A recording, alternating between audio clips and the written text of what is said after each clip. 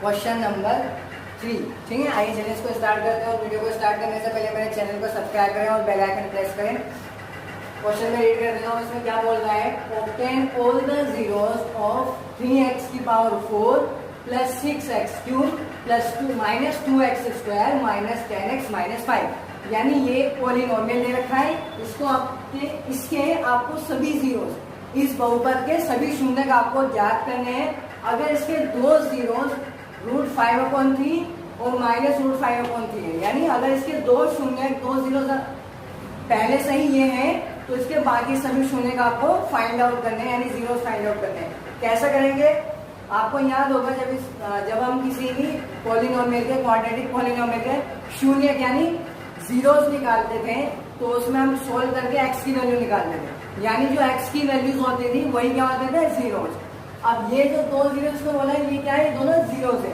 तो मतलब समझ गए, ये दोनों जीरोस है, इसका मतलब ये दोनों क्या है, एक्स की वैल्यूज है। तो मैं इसको ऐसे लिख लूंगा, एक्स इज इक्वल टू √5/3 और दूसरा x is equal to minus √5/3।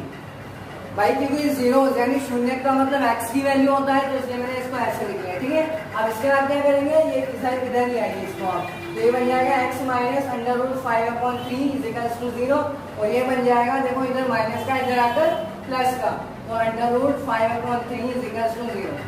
ये हो गया।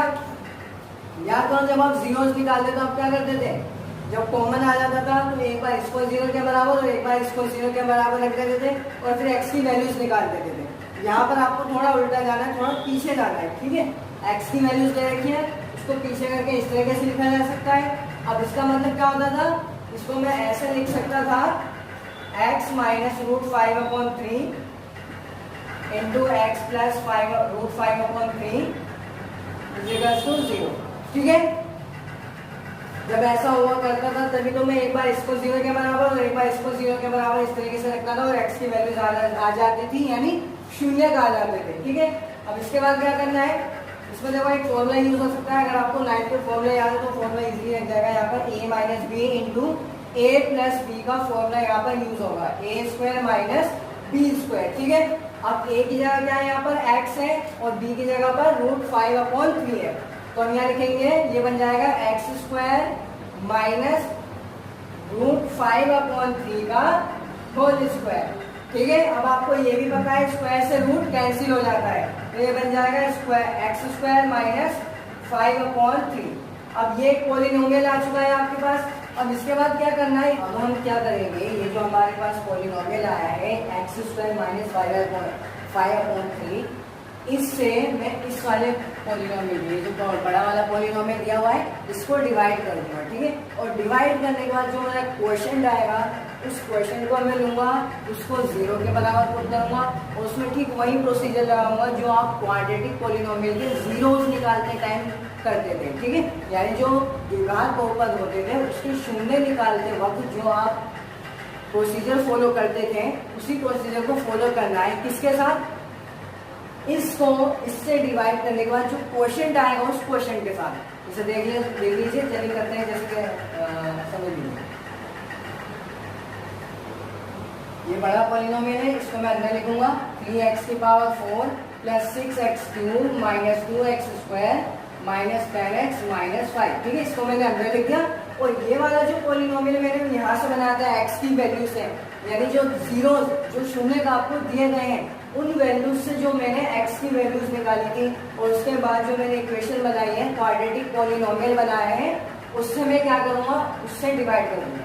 तो x² माइनस 5/3 मैंने यहाँ लिख दिया। अब डिवाइड करने का प्रोसीजर आपको पता है, x की पावर 4 है तो x की पावर 4 एक और चाहिए, बल्कि 3 भी चाहिए उसके साथ, यानी एक और 3x की पावर 4 मुझे यहाँ पर चाहिए, है ना। वो कैसे बनेगा, यहाँ पर है आपके पास x², आपको पता है x² की मल्टीप्लाई अगर हम x² से कर देते हैं तो क्या आता है, x की पावर 4। लेकिन यहाँ पर सिर्फ x की पावर 4 ही नहीं है, बल्कि उसके साथ 3 भी है, तो इसलिए मैं इस x² की मल्टीप्लाई सिर्फ x² से नहीं करूंगा, बल्कि 3x² से करूंगा। उसके बाद बन जाएगा 3x की पावर 4।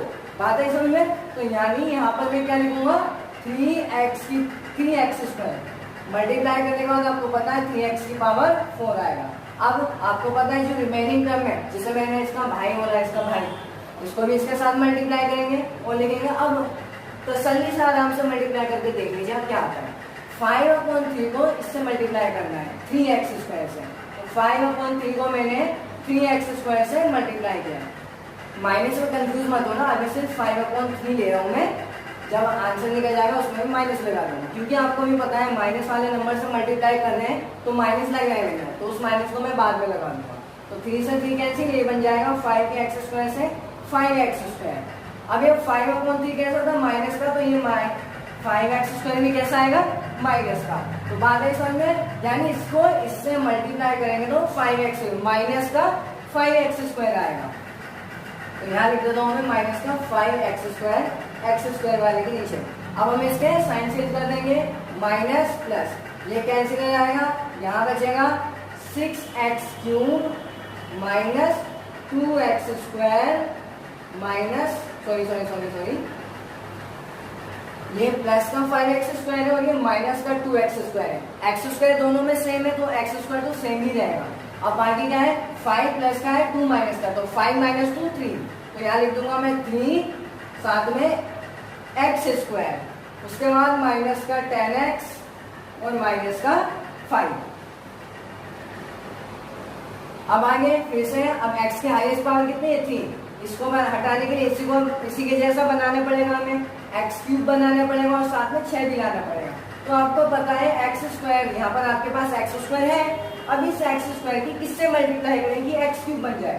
जाहिर सी बात है x यानी x की पावर 1 से मल्टीप्लाई करेंगे तो x³ बन जाएगा। लेकिन यहाँ सिर्फ x³ नहीं है बल्कि 6 भी है, तो यानी यहाँ पर मुझे सिर्फ x से मल्टीप्लाई नहीं करना है बल्कि 6x से मल्टीप्लाई करना है। तो x² की मल्टीप्लाई x की पावर 1 से हो जाएगी तो x³ बन जाएगा और 6 मल्टीप्लाई में एज इट इज रहेगा। तो बात है समझ में, यानी यहाँ पर क्या लिखा जाएगा 6x मल्टीप्लाई करेंगे बन जाएगा 6x²। अब बारी आती है 5/3 की, माइनस के 5/3 की। 5/3 की मल्टीप्लाई अगर मैं 6x से कर देता हूँ तो 3 2 6, 3 दूनी 6, 5 दूनी 10 और x 10x आ जाएगा। अब लेकिन क्योंकि माइनस 5/3 माइनस का था तो आपका 10x भी कैसा आएगा माइनस का। तो ये बात समझ में आ रही है, इसको नोट करते जाना साथ साथ समझने के लिए जो मैं इरेज कर रहा हूँ। तो माइनस का 10x आएगा, माइनस का 10x लिखा जाएगा इसके नीचे, ठीक है। x वाला x वाले के नीचे, x² वाला x² वाले के नीचे। साइन चेंज कर दीजिए इनके, सॉरी यहाँ पर मैंने x² लिखा है, x³ लिखा जाएगा। अब इनके साइन चेंज कर दीजिए, माइनस प्लस, ये कैंसिल हो गया और देखो ये भी कैंसिल हो गया, ये प्लस का 10x और ये माइनस का 10x कैंसिल। यहाँ बचा 3x² माइनस 5। अब फिर से इसको रिमूव करना होगा, x² है हाईएस्ट पावर तो x² मुझे बनाना है। अब बनाने की जरूरत नहीं है क्योंकि यहाँ पर x² ऑलरेडी है, बस जरूरत किसकी है 3 की, क्योंकि भाई 3 की जब मैं x² से मल्टीप्लाई कर दूंगा तो 3x² बन जाएगा, यानी यहाँ पर क्या लिखा जाएगा 3। तो 3 की x² से मल्टीप्लाई करेंगे 3x² और 5/3 की जब 3 से मल्टीप्लाई करेंगे 5/3 मल्टीप्लाई 3, तो 3 से 3 कैंसिल कट जाएगा, यहाँ बचेगा 5। लेकिन ये माइनस का था इसलिए 5 भी माइनस का आ जाएगा, तो यानी यहाँ पर क्या आ जाएगा माइनस का 5। अब साइन चेंज कर दीजिए इनके, माइनस प्लस, ये भी कैंसिल ये भी कैंसिल, आपका रिमाइंडर कितना आ गया 0। ऐसा क्वेश्चन में आपका रिमाइंडर आना जरूरी है, अगर आपका रिमाइंडर 0 नहीं आता तो आपको सवाल चेक करने की जरूरत है, क्योंकि ऐसा सवाल गलत हो जाएगा। अब रिमाइंडर 0 आ गया, लेकिन हमारा क्वेश्चन ये है।